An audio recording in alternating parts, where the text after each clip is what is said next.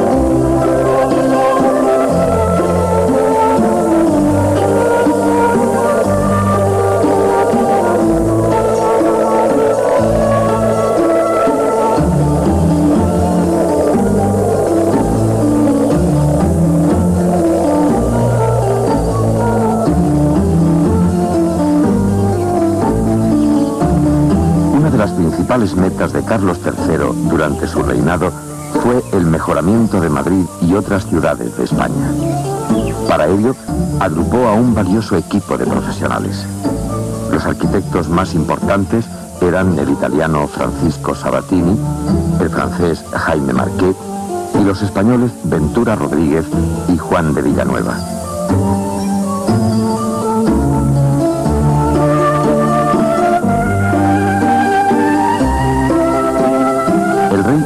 Quería colocar Madrid entre las principales capitales de Europa. El carácter sistemático y laborioso del monarca era decisivo, ya que había sectores que aún asimilaban con desconfianza las reformas de la Ilustración. Algunos hombres de gobierno, como Floridablanca, Grimaldi y el conde de Aranda, cumplieron un rol destacado en la transformación de Madrid. Para estos ministros, cambiar el aspecto de la ciudad no era solamente una operación de cosmética, sino que sentaría las bases del nuevo aparato de Estado. Ya no se levantarían solo cuarteles e iglesias, sino edificios para la ciencia y la administración. Se proyectarían nuevos jardines para el disfrute de todos, tal como eran los deseos del rey.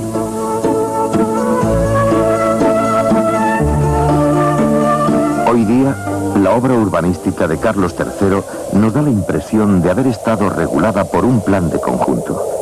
Pero en realidad, el rey trabajó cada cosa por separado y realizó los cambios mediante pequeñas operaciones, sin dañar los barrios existentes, y en muchos casos completó edificios ya iniciados. Esta labor paciente dio mejores resultados que un único proyecto que probablemente se hubiera burocratizado.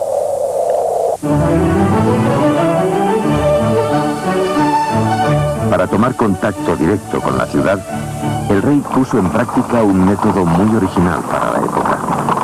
Se impuso la tarea de dar paseos en secreto por Madrid en las horas más tempranas acompañado tan solo por una escolta reducida. Con esa seriedad que nunca le abandonaba, el rey recuperó la sensación de ser un ciudadano cualquiera que descubría su propia capital. En este caso, lo que más le interesaba era verificar el estado ruinoso de algunos barrios.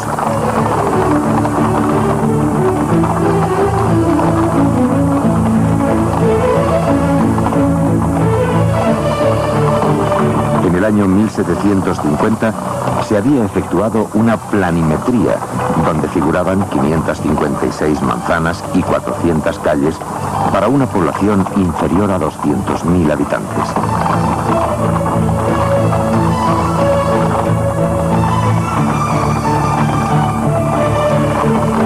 No había muchas casas de dos plantas, ya que esto disculpaba a sus dueños de tener que alojar a funcionarios de la corte.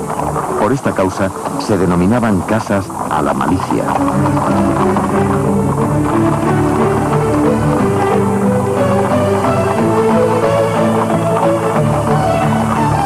Tampoco había muchos palacios de la aristocracia, tal como existían en otras capitales de Europa. La incultura de la mayoría de los nobles y su escaso amor al arte se traducía en enormes caserones que carecían de diseño.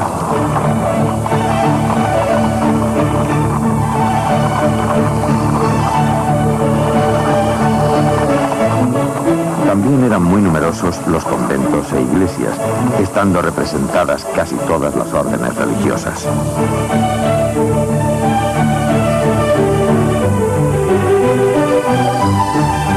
Sin agobiarse, el rey se dispuso a comenzar literalmente por los cimientos. Dio instrucciones por escrito para que se tomaran las medidas de higiene más urgentes, ya que si bien le preocupaba el estado ruinoso de la arquitectura, lo más grave para él era que la población estuviese expuesta al brote de epidemias. En el 18, las ideas higienistas habían conseguido erradicar la peste de casi toda Europa. Por lo tanto, el primer servicio instaurado fue un sistema de recogida de basuras. El empedrado era básico, ya que durante el invierno las calles eran intransitables. Luego, el monarca amplió el sistema de conducción y captación de aguas, de manera que la ciudad estuviera abastecida todo el año. También se realizaron los canales de Castilla y Aragón, obras de ingeniería para incrementar el tráfico comercial y asegurar el agua de grandes extensiones agrícolas.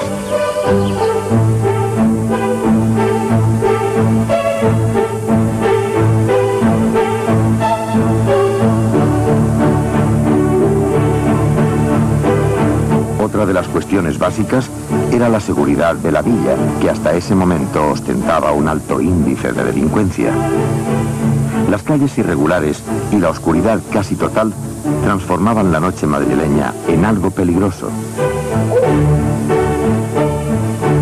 Para cambiar las cosas, el rey instaló cientos de faroles de aceite y con ellos dotó de alumbrado público a los barrios principales. Estos faroles, de cristales finos, eran encendidos y apagados por un servicio regular. Después de poner en marcha estos servicios, el rey tomó contacto con una serie de proyectos de otra envergadura. Se propuso terminar las obras del Palacio Real y ampliar el ala correspondiente a la calle Bailén.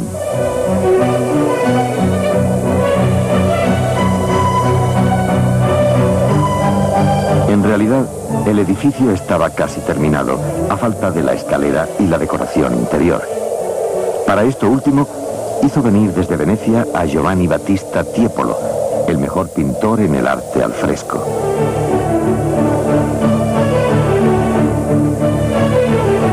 Este palacio, uno de los mayores de Europa, fue colocado en el mismo emplazamiento que antes tenía el Alcázar de Madrid, donde había nacido el monarca. A partir de 1766, la capital ya pudo contar con un palacio a la altura de la Casa Borbón.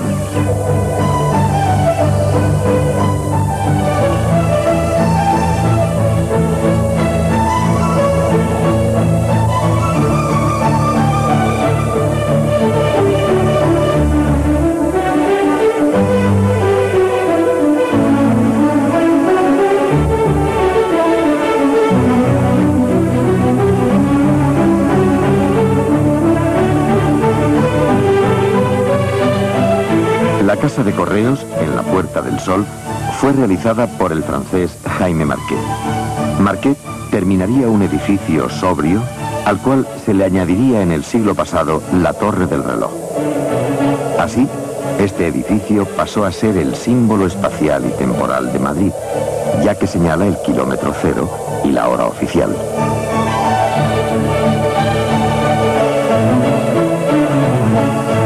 En la calle de Alcalá, Carlos III transformó un palacio para instalar la Academia de Bellas Artes.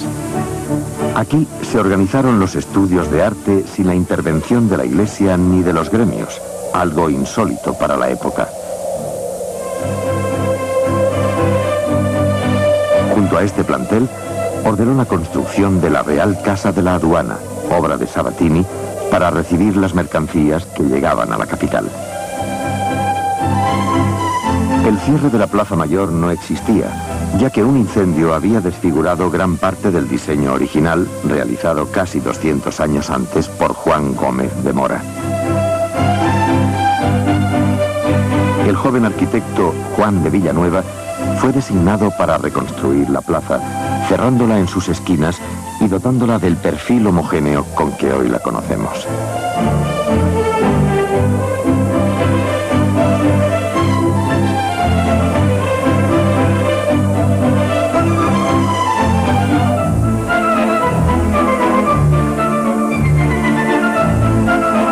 Francisco Sabatini empezó a trabajar en la Puerta de Alcalá en 1769 y la concluyó 9 años más tarde.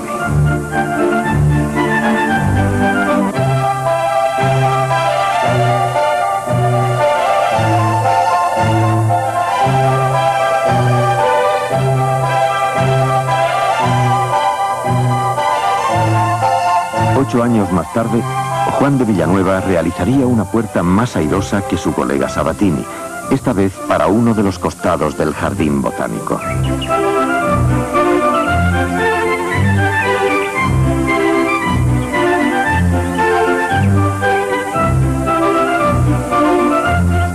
Carlos III, que tanto amaba la botánica, comisionó a Villanueva la continuación del proyecto, quien construyó un lugar más funcional para la colocación de las especies.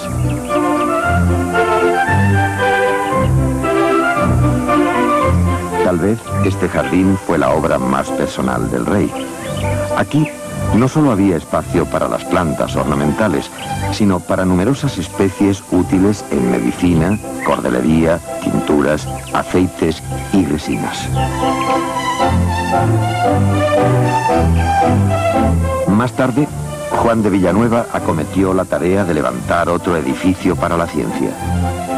Sobre las lomas del Buen Retiro, Carlos III dispuso la creación de un observatorio. Villanueva colocó en la cúspide un templete de orden jónico que serviría para las observaciones.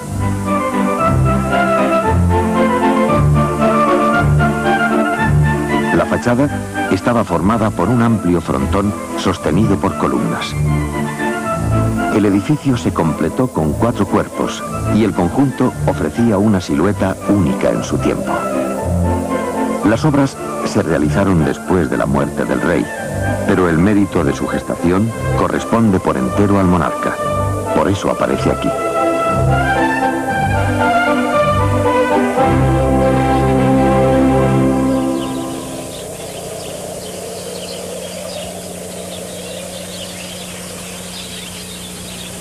En el siglo XVIII, la astronomía estaba muy vinculada a la marina, que basaba su cartografía en el estudio de las estrellas. Jorge Juan y Antonio de Ulloa eran los astrónomos españoles más destacados. Ambos habían tomado parte en la expedición del francés La Condamine para medir el achatamiento del planeta en las tierras del Ecuador. Después, Jorge Juan trabajó para la Academia de Ciencias de París, mientras que Ulloa fue designado miembro de la Real Sociedad de Londres. En 1749 se publicaron sus Observaciones Astronómicas, una obra muy divulgada en Europa.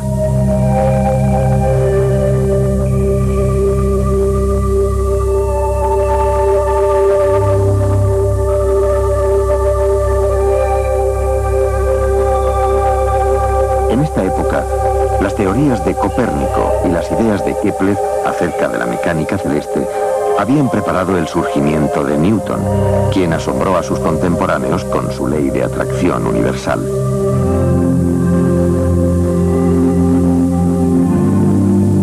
La astronomía vivió momentos de gran importancia, sobre todo con el hallazgo del planeta Urano por el especialista Herschel, autor del telescopio más potente del mundo. Las concepciones eclesiásticas sobre el cosmos fueron reemplazadas por leyes matemáticas. Con los nuevos instrumentos de precisión, los hombres del 18 estaban demostrando que el universo se podía entender.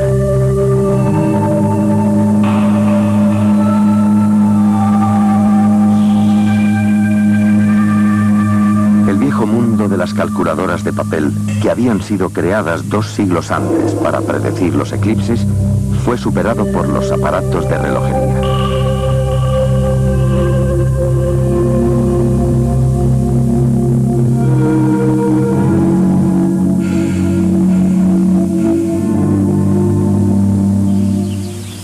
El rey, consciente de estos avances, seguiría proyectando en esta zona de Madrid una pequeña ciudad de las ciencias.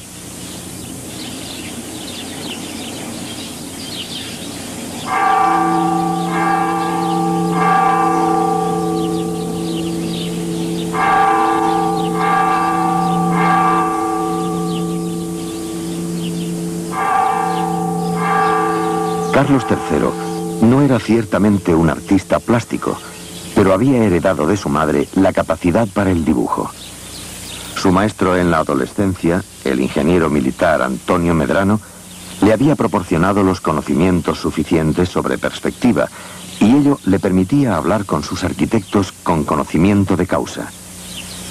Tal vez debido a esto, reafirmó su confianza en el joven Juan de Villanueva y le encargó la obra española más importante del siglo, el Museo del Prado. No fue esta una decisión fácil, ya que todo el mundo científico estaba ejerciendo presiones para influir en este complejo. El plantel debía albergar la Academia de Ciencias y el Gabinete de Historia Natural, además de los espacios reservados a la botánica. Lo que hoy conocemos como Pinacoteca iba a ser el corazón de la investigación y la ciencia.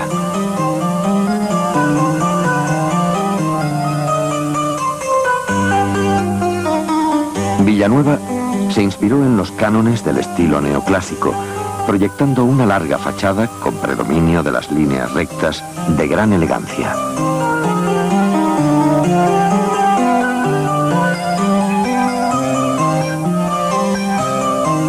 En el pórtico principal trazó una doble columnata de orden jónico rematada por un frontón clásico. Más adelante hizo construir una maqueta de madera para estudiar las proporciones de un modo exhaustivo.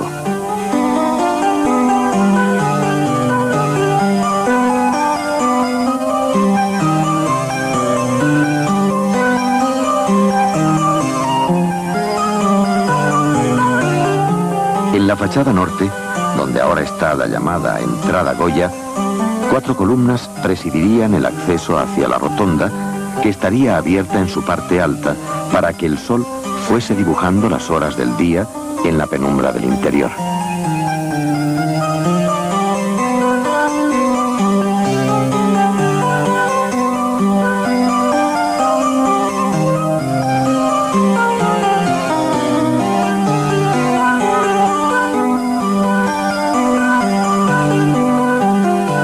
Villanueva había vivido 5 años en Roma, donde estudió de cerca las proporciones de la arquitectura de la antigüedad para su posterior aplicación.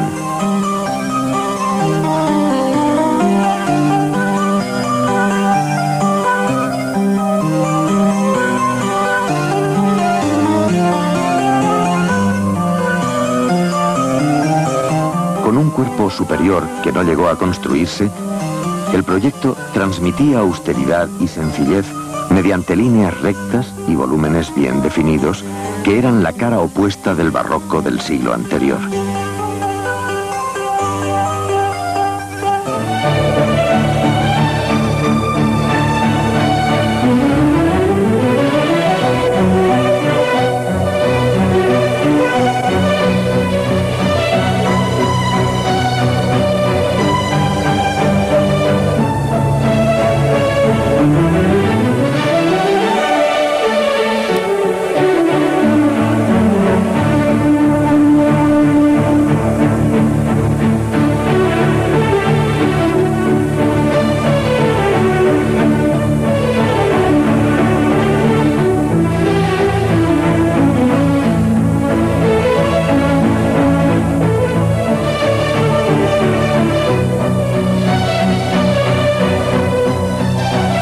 que ello se advierta en la imagen de conjunto, Villanueva logró hacer 3 edificios dentro de una sola forma arquitectónica.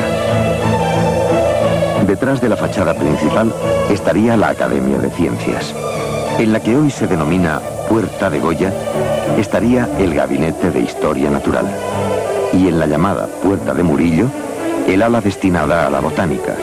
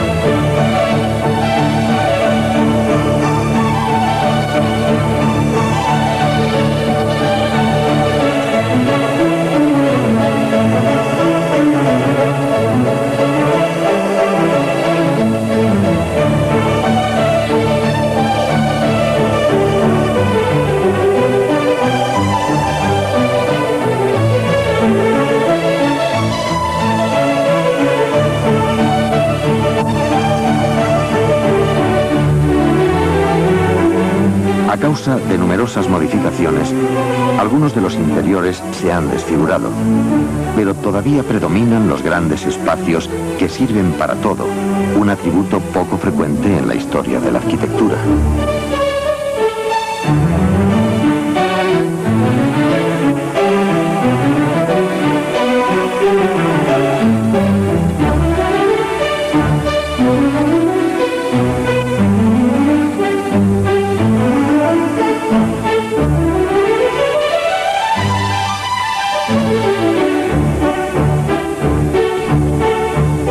El edificio, que es un alarde de distribución, no tenía escaleras importantes cuando se construyó para dotar de mayor autonomía a las zonas destinadas a cada función.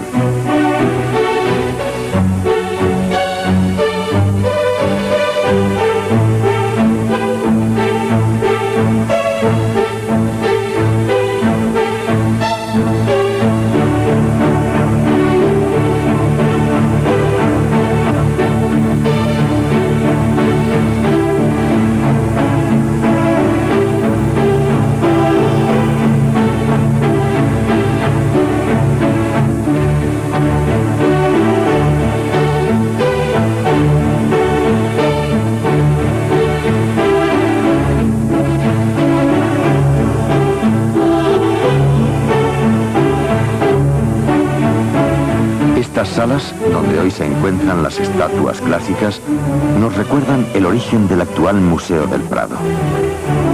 En el 18, los papas, reyes y alta nobleza poseían enormes colecciones de arte antiguo que empezaron a exponer en edificios especiales.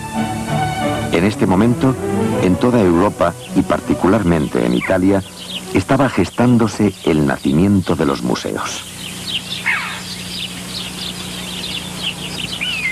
Los museos también servirían para depositar las nuevas estatuas que seguían apareciendo entre las ruinas romanas, pues la avidez de los coleccionistas había puesto de moda las excavaciones.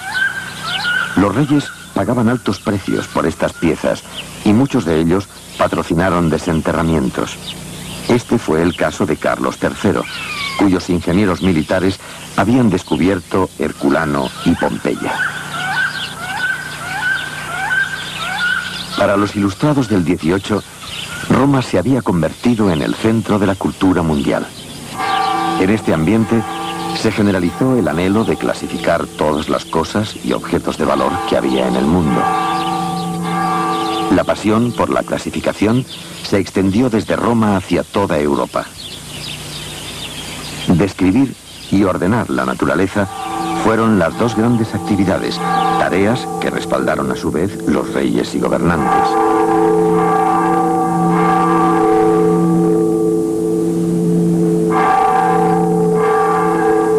En este contexto surgió el gran pensador francés Denis Diderot. Diderot realizaría la famosa enciclopedia, que sería un gran museo de las ideas, un resumen de todos los libros y conocimientos del mundo. Con la memoria la razón y la imaginación, Diderot acometió la fabulosa tarea de exponer los conocimientos del planeta en una sola obra monumental, la Enciclopedia. En sus páginas aparecerían todos los saberes y disciplinas, todas las ciencias y objetos, utensilios, cosas, máquinas, aparatos y edificios de la Tierra.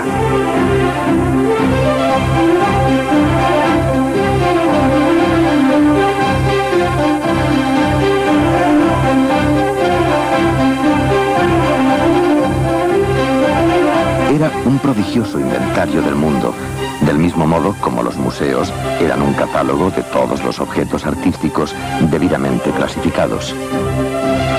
Esta fiebre de ordenación se apoderó de la vanguardia europea. Fue un fenómeno extraordinario que no tenía precedentes. Así nacieron decenas de museos, como el British Museum de Londres, el Museo de Historia Natural de París, el Grossengarten de Dresde y el Museo Pío Clementino de Roma.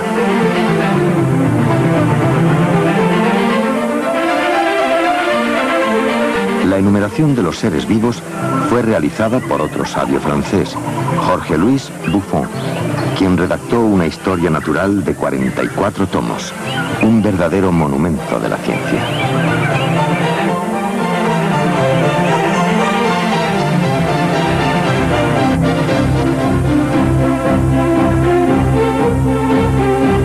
La Galería Paleontológica de París, creada más tarde, es todavía el fiel reflejo de esta actividad. He aquí todos los esqueletos y osamentas agrupados en un solo proyecto.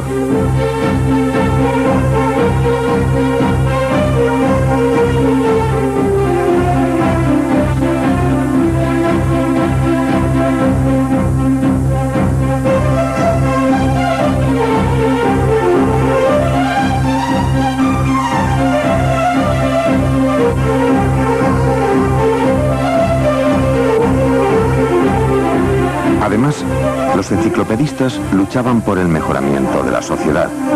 Eran de tendencia democrática y rechazaban el autoritarismo. Como era de esperar, un sector de la nobleza y alto clero se lanzaron contra la enciclopedia.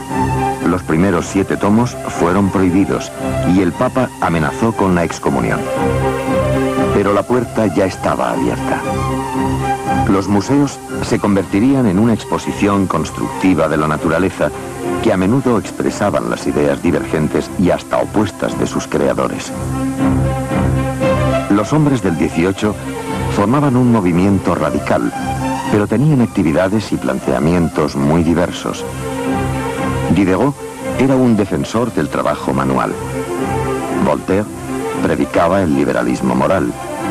Montesquieu soñaba con la división de los poderes del Estado. Rousseau se alejó de todos y profundizó sus estudios en la naturaleza del hombre. Pero todos ellos tenían una cosa en común. No sintieron miedo frente al futuro, sino que, por el contrario, tuvieron confianza en el hombre y el progreso.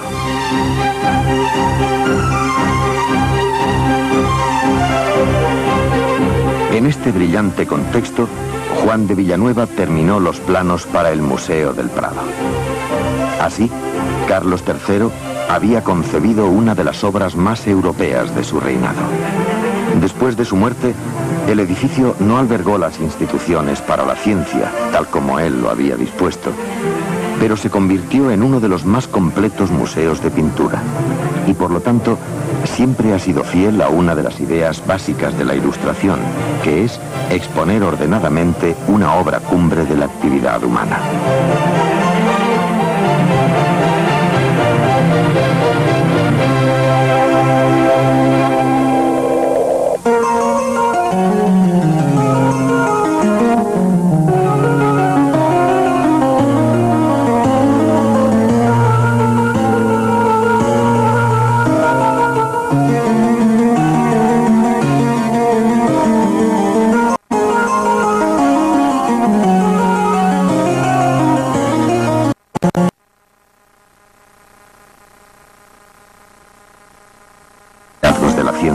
Que ocuparon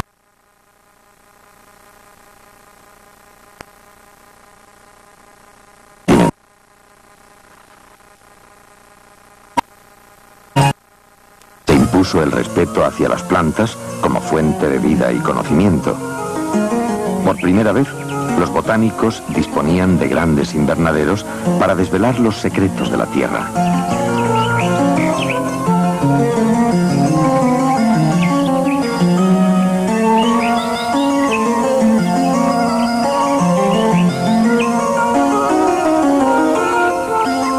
La fuerza de la razón y la duda metódica desbordaron el pensamiento tradicionalista. Los sabios del 18 estaban convencidos de que podían explicar la naturaleza del hombre y de todos los seres vivientes.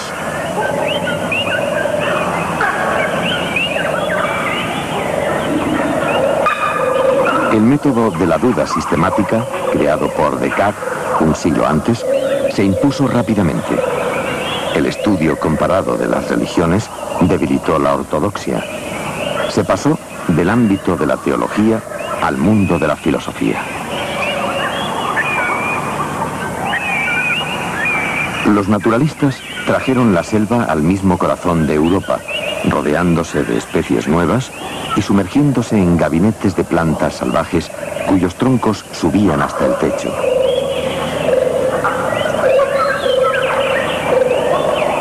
Jean-Jacques Rousseau fue considerado como uno de los padres espirituales del siglo.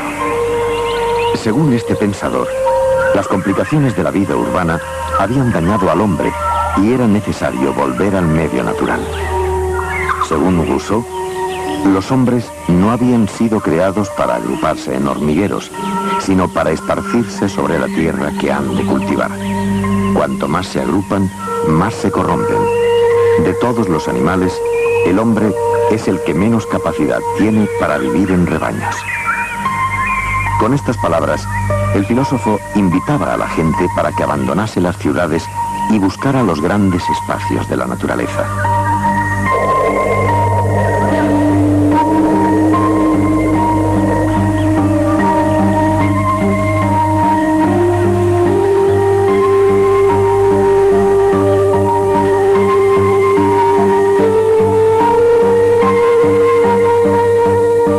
Según este pensador, el hombre moderno estaba siempre en guerra consigo mismo. La naturaleza era una antesala para que el hombre tomara conciencia de su corrupción. El hombre que vive fuera de sí mismo, decía Rousseau, vive atormentado, inseguro, ansioso. La idea de estado puro tal vez nunca existió, pero es una idea que puede arrojar luces para conocer nuestra situación presente. El hombre salvaje disfrutaba de una existencia rudimentaria, pero su vida aún no había sido dañada por la influencia de la sociedad. El hombre salvaje era una criatura del instinto que estaba en el punto de partida de la humanidad. Ese estado puro permitía a los salvajes ser felices. Luego, según Rousseau, los hombres perdieron su estado de inocencia. Pero con lo que el filósofo llama unidad de existencia, los hombres podrían recuperar algún día su afán de justicia y sobre todo su deseo de libertad.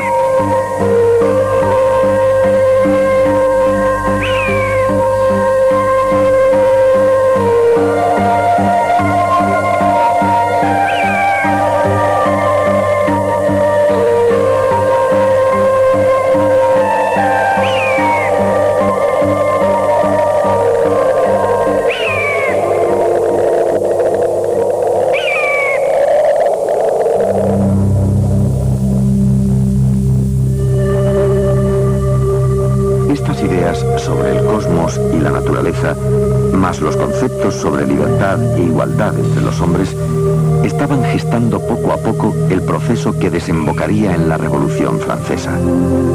Era una época apasionante que vivía al borde de otra era.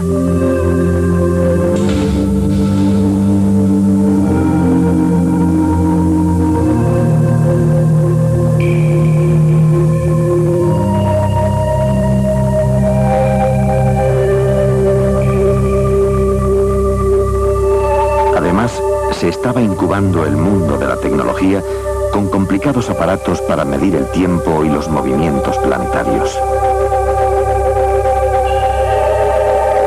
En 1756, los hermanos Charost diseñaron para la Marina Española un reloj astronómico de grandes prestaciones y más tarde crearon la Real Escuela de Relojería. A su vez, Harrison creó el llamado cronómetro naval para la Marina Británica. Alessandro Volta consiguió producir electricidad y Richard Wright diseñó la máquina de hilar. James Watt descubrió la máquina de vapor que marcó el inicio de la revolución industrial. Más tarde, los hermanos Montgolfier construyeron los primeros globos de aire caliente que se elevaron sobre las principales ciudades de Europa, incluido el Madrid de Carlos III. Lo más asombroso fue que la mayoría de estos inventos se produjeron en el corto espacio de 30 años.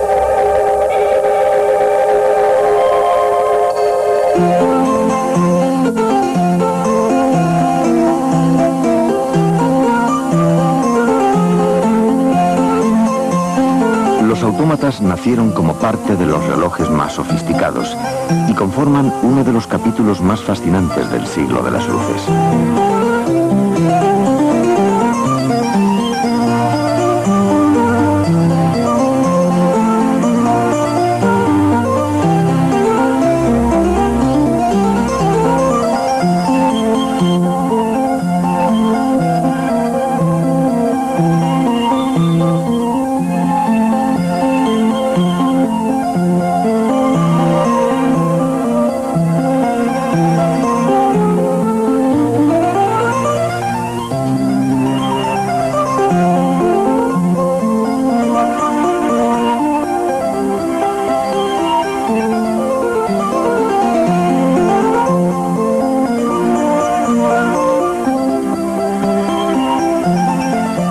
Utilizando mecanismos de precisión, los autómatas trataban de imitar los movimientos de los seres humanos y del mundo animal y de todo cuanto se moviera sobre la Tierra, incluso las marejadas y la fuerza de los océanos.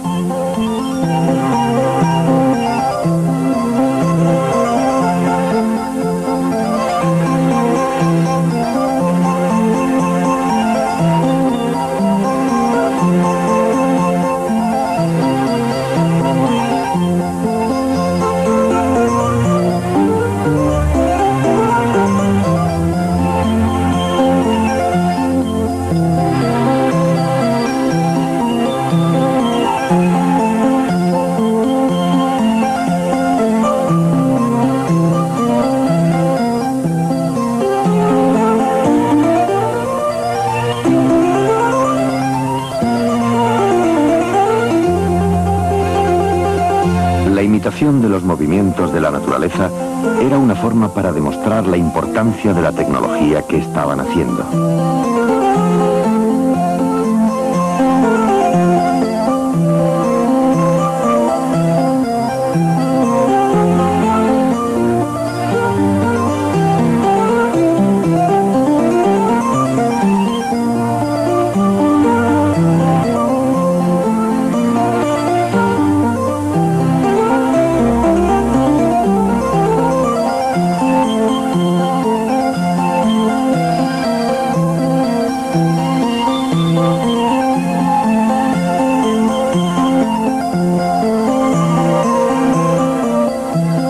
Algunos de los más famosos creadores de relojes y autómatas también trabajaron para la Casa Real de España, como el suizo Jacques Droz, al cual se deben estas invenciones.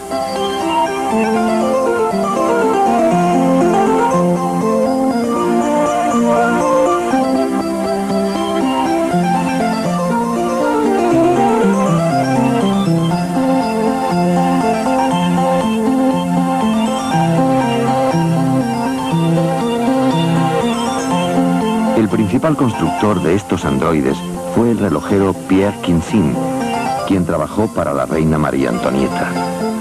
Sus trabajos principales fueron doncellas que ejecutaban obras musicales, pero tal vez su obra maestra fue una joven concertista que podía tocar 8 piezas al clavicordio.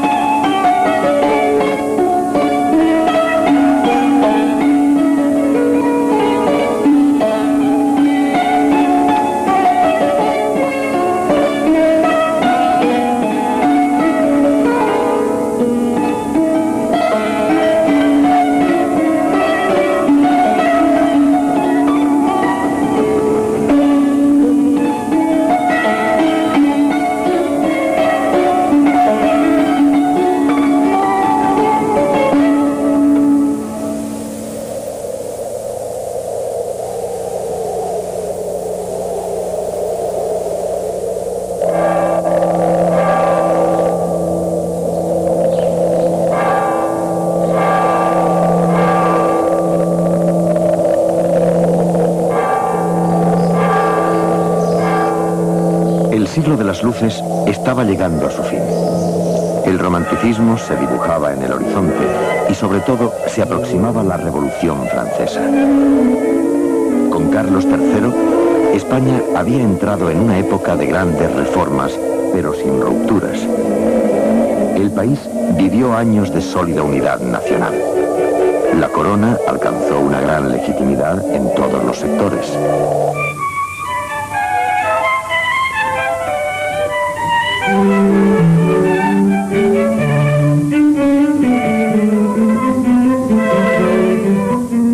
En líneas generales, el monarca se mostraba satisfecho con su reinado. Sin embargo, por su carácter riguroso, se sumía con frecuencia en largas reflexiones de signo negativo. El recuerdo de los contratiempos superaba con mucho la evocación de sus éxitos.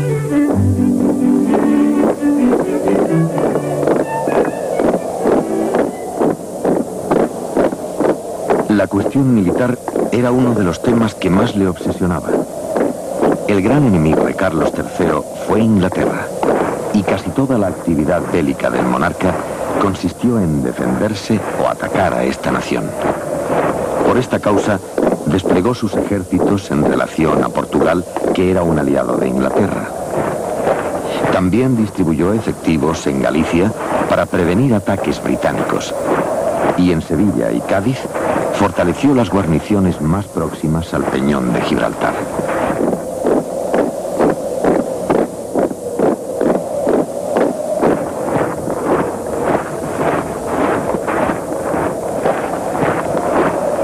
El monarca creó las ordenanzas que llevan su nombre, más la bandera e himno nacionales.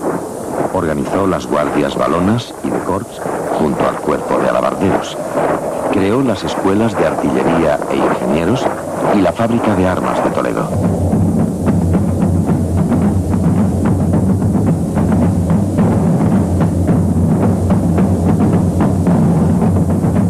En aquella época, los militares de alta graduación no solo efectuaban trabajos para el ejército, sino que también realizaban obras de caminos, canales y puertos. También proyectaban y ejecutaban palacios y edificios civiles. Sabatini, el autor de la Puerta de Alcalá, era teniente de artillería. Y otro militar, Antonio Medrano, había construido para el rey el Palacio Napolitano de Capodimonte. Es decir, Carlos III y los hombres de armas mantenían una relación estrecha. Además, la vida política de Carlos III se había iniciado en medio de una campaña militar que le marcaría para siempre.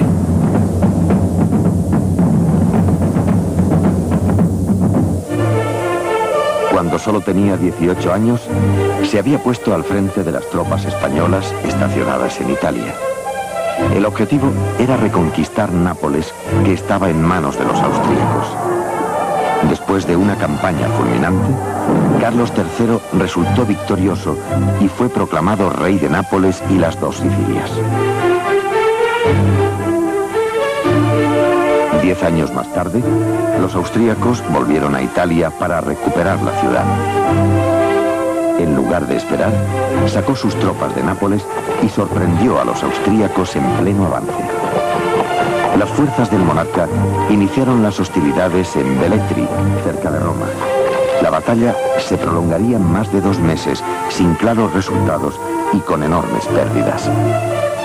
Más tarde, la movilidad de las fuerzas de Carlos III permitió definir la situación y en noviembre inició la ofensiva final.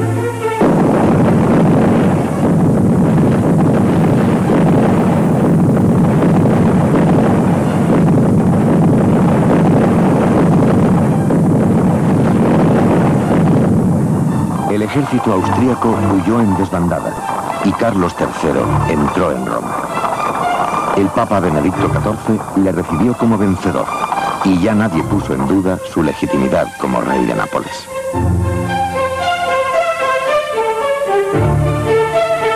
Casi 20 años más tarde, Inglaterra iba a convertirse en su gran adversario militar, estando ya el monarca instalado en el trono de Madrid. Para limpiar de barcos ingleses la zona del Caribe, el rey firmó una alianza con Francia. Esto le permitiría defender mejor la isla de Cuba, que era la llave de América. Sin embargo, con una flota más moderna y mejor equipada, los ingleses ocuparon La Habana, la Martinica y la Florida. La pérdida de estas posesiones fue una catástrofe y crearon una grave situación de desequilibrio en el mundo colonial español. Afortunadamente, un año más tarde, al firmarse la paz, Cuba pudo ser recuperada y las tropas británicas tuvieron que abandonar la isla.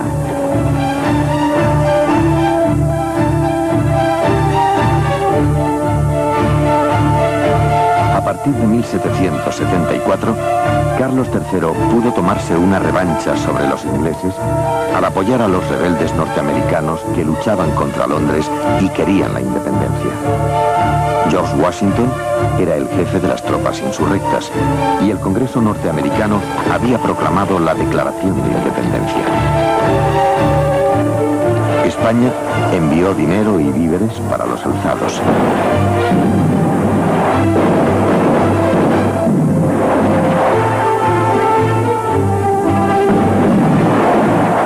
El español Bernardo Gálvez obtuvo una gran victoria en el valle de Pensacola, donde apresó al general inglés Campbell y al almirante Chester con toda su artillería.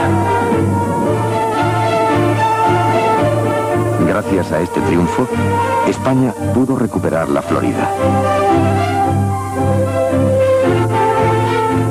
También fueron desmantelados los enclaves ingleses en Guatemala, Honduras y Nicaragua. Paralelamente, en el Mediterráneo, una fuerza conjunta de españoles y franceses desalojaría a los británicos de la isla de Menorca.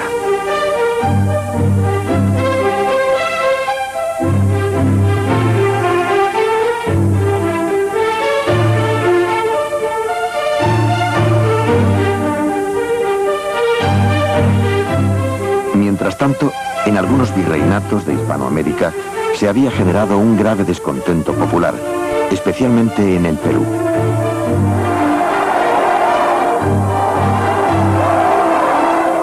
España se había visto en la obligación de aumentar los impuestos a causa de sus guerras europeas, y la población local protestó. Además, gran parte de los indios estaban sometidos al llamado repartimiento, que era un feroz método de explotación. Este sistema era muy común en Perú y México. En Perú fue la causa del levantamiento popular del líder Tupac Amaru, que organizó una rebelión a gran escala en 1780. Tupac Amaru puso en jaque durante varios meses a las tropas españolas y los alzados ocuparon varias localidades.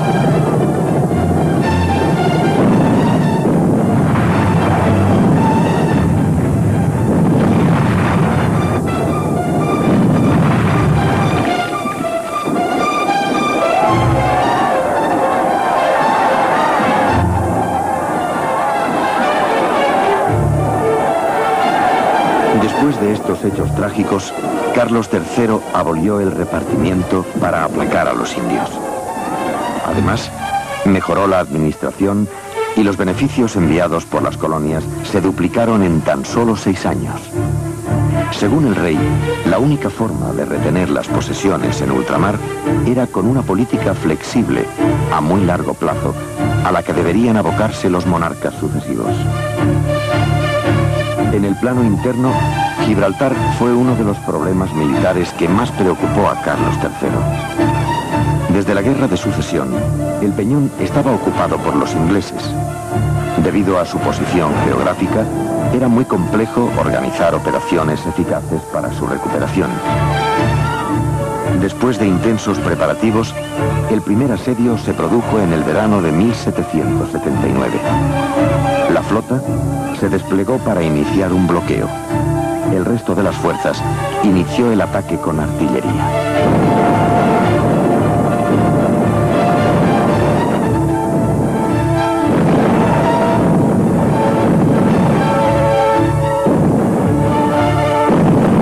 impotencia se apoderó del monarca al enterarse de que una flota británica había conseguido llegar hasta las proximidades de Cádiz, donde aniquiló a la escuadra española. Un año más tarde se inició el segundo asedio.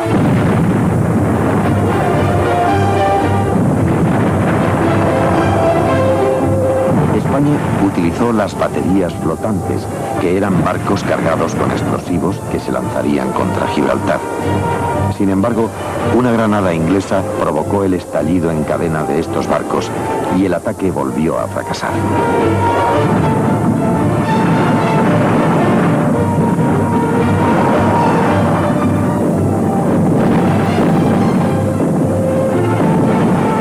Tal vez fueron estos los mayores sinsabores en la vida del monarca. Sin embargo, nada alteró su confianza en el futuro ni su gran independencia para tomar las decisiones. Era un hombre paciente, tan sistemático como laborioso.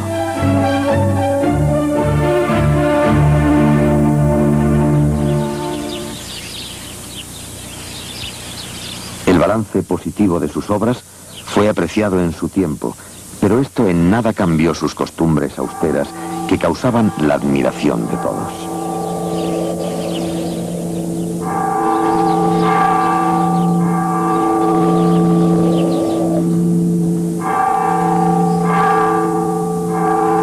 Con el paso de los años, se fue acentuando su tendencia hacia la vida solitaria.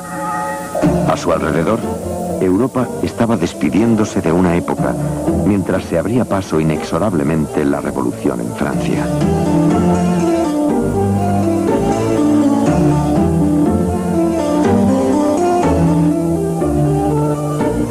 Pero lo que precipitó el fin del monarca fue un hecho inesperado: la muerte del infante Gabriel, quien cerró los ojos para siempre en el otoño de 1788. Cuando se enteró del fallecimiento de su hijo predilecto, el rey escribió: «Murió Gabriel, poco puedo yo vivir».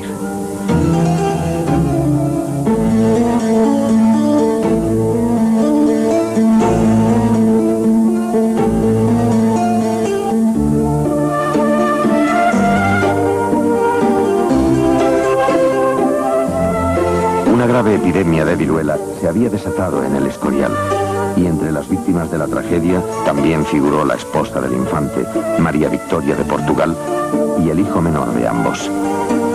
La desaparición de estos tres seres queridos sumió al monarca en su última reflexión.